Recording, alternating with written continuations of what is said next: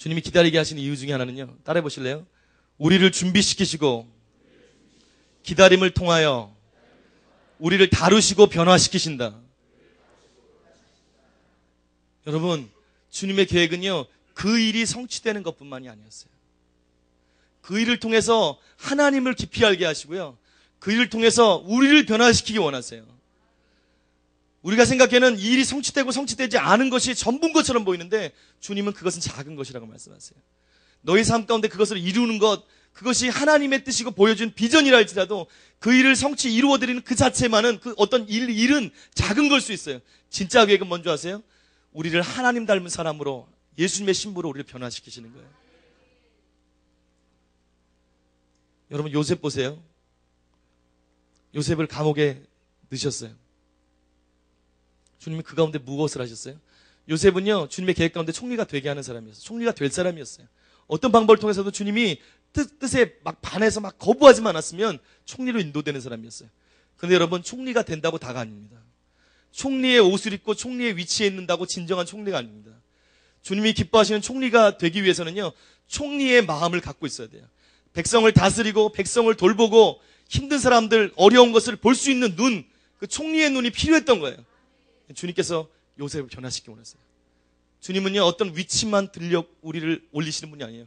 그 위치에 맞는, 하나님이 주시는 그 사명에 맞는 사람으로 우리를 변화시키고 하나님의 사람으로 바꾸기 위해서 우리에게 시간을 들이시고, 우리가 주님께 원망하는 그 순간이 있어도 주님 그것을 때로 용서해 주시고 우리를 끝까지 인도해 주시는 거예요.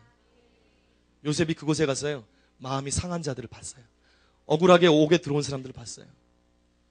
그들이 사람들의 진짜 면모를 봤어요. 사람이 어떤 건지, 감옥에 들어있는 사람, 그 사람들을 이렇게 관리하면서 그들의 실체를 보고 그들의 아픔을 하고 그들의 필요를 보기 시작했어요. 이집트 백성 바로의 집에 있었으면 높은 사람이 어떻게 사는가 그것밖에 못 볼 수 있어요.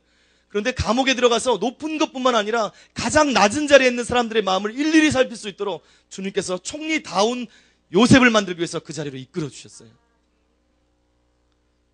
여러분, 다윗도 마찬가지잖아요. 아둘람굴, 아까 그 굴, 아둘람굴, 아둘람굴 들어가게 했어요. 마음이 상한 자들, 원통한 자들, 거기에 그냥 집어넣으셨어요. 아둘람굴에서요, 아마 다윗이요, 머리가 좀 뽑혔을 거예요. 빠졌을 거예요. 스트레스 받아가지고. 너무너무 힘들었어요. 물론 장래에 아둘람굴에서 다윗을 도울 진짜 용사들을 그곳에서 훈련시키고 붙여주는 계획을 갖고 있었어요. 그러나 그것보다 더한 건 뭔지 아세요?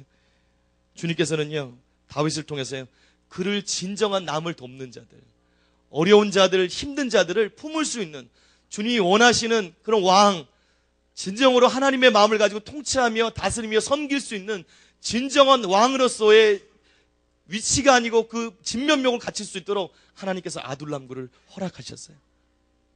여러분, 우리의 삶도 마찬가지예요. 우리의 삶 가운데 응답이 안 되고 아둘람굴 같이 들어가는 분들이 여러분 있을 거예요. 아니, 우리의 어떤 면에서는요, 아둘람굴을 지금 거치고 있는 분들이 있어요. 왜 그래요? 어떤 일을 성취하는 것뿐만 아니라 그 주님이 부르신 부르심에 합당한 모습, 그 일을 이루어드리고 내가 그냥 흐지부지 되는 게 아니라 그 일에 주님의 방법으로 목적만 이루어지는, 목표만 이루어지는 게 아니라 그 방법까지도 주님의 마음을 품고 주님의 마음으로, 주님의 모습으로 이루어드리게 하기 위해서 아둘람굴을 우리에게 허락하시는 거예요. 모세도 마찬가지잖아요.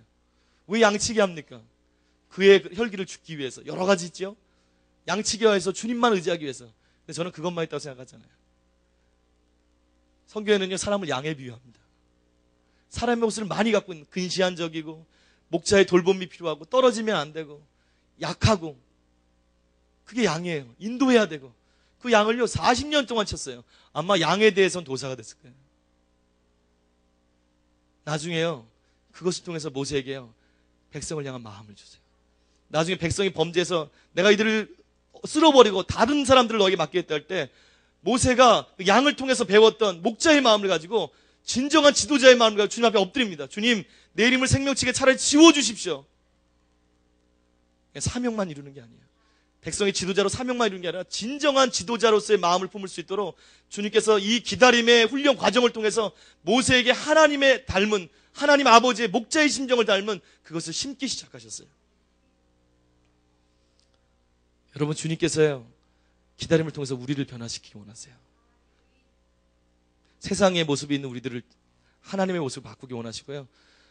우리밖에 모르는 우리 속에 아직도 있는 이기심과 좁은 시야를 깨서 정말 하나님이 무엇을 원하는지, 하나님의 관점이 무엇이고 하나님의 심장이 어디로 향하는지 그것을 같이 느끼게 하기 위해서 여러분과 저는요, 모르겠어요, 여러분. 근데 저 같은 경우는 진짜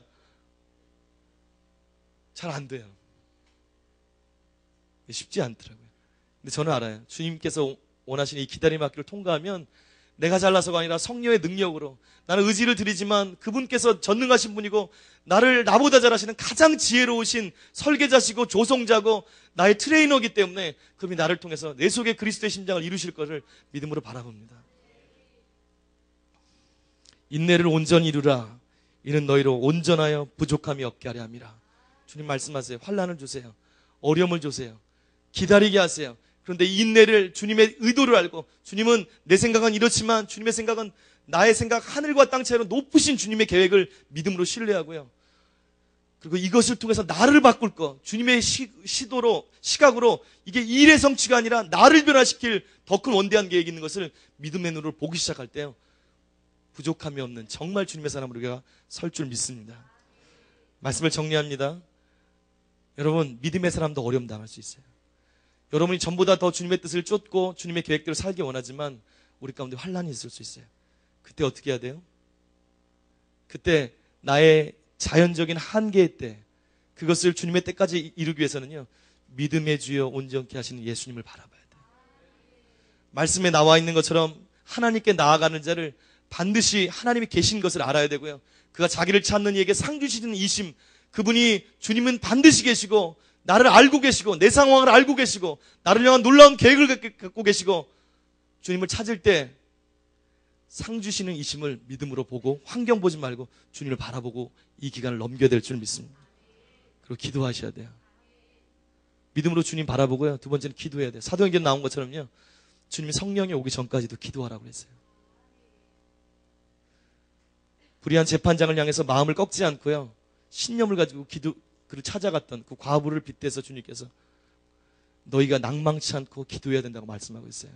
기도가 뭡니까? 끊임없이 이런 어려운 상황에서 내 방법을 취하지 않고, 바른 기도는요, 하나님을 끊임없이 바라보게 하는 수단이에요.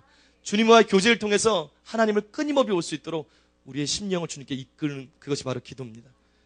마지막 세 번째는요, 믿음으로 주님 바라보고 기도하는 거고, 마지막 세 번째는 따라해 보시래요. 주님, 나를 다루어 주시옵소서. 저는 이 기도해야 된다고 생각합니다. 주님의 의도가 일의 성취뿐만 아니라 주님의 의도가 우리를 주님의 신부요, 주님의 사람이요, 주의 심장을 가진 사람으로 변화시키기 원하는 게 주님의 숨은 의도이기 때문에 거기에 맞춰서 그때 기도해야 돼요. 주님, 이것을 이루실 뿐만 아니라, 다시 한번 따라해 보시죠. 주님, 나를 변화시켜 주시옵소서. 다윗처럼 기도해야 돼요. 하나님이여 나를 살피사 내 마음을 아시고 나를 시험하사 내 뜻을 하옵소서. 내게 무슨 악한 행위가 있나 보시고 나를 영원한 길로 인도하소서. 다른 게 뭐예요? 노년의 다윗이 한 기도예요. 주님, 나를 다루어 주시옵소서. 성령님, 친히 나를 다루어 주셔서 주님께서 보시는 영원한 가치가 있는 그런 사람으로, 그런 길로 갈 수 있는 사람으로 나를 다루어 주시옵소서. 여러분, 이 기간을요, 우리가 자아가 깨어지는, 그냥 옥합만 갖고 주님 앞에 그냥 가 있는, 옥합만 갖고 그냥 서 있는 게 아니고 실제로 우리가 갖고 있는 옥합을 주님 발 앞에서 깨뜨리는 기간으로, 우리의 심령에 주님을 따라야지, 그게 옳지, 그렇게 해야지만 노력하는 게 아니라 성령의 인도 따라서 우리 심령에 있는 자아의 옥합을 주님 발 앞에 깨뜨리는 기계로, 주님께서 어떤 방법으로 쓰실 때 주님 손에 맞는 걸로 그냥 자유롭게 쓰일 수 있는 그런 도구로 쓰일 수 있도록 우리가 기도해야 됩니다. 주님, 나를 다루어 주시옵소서.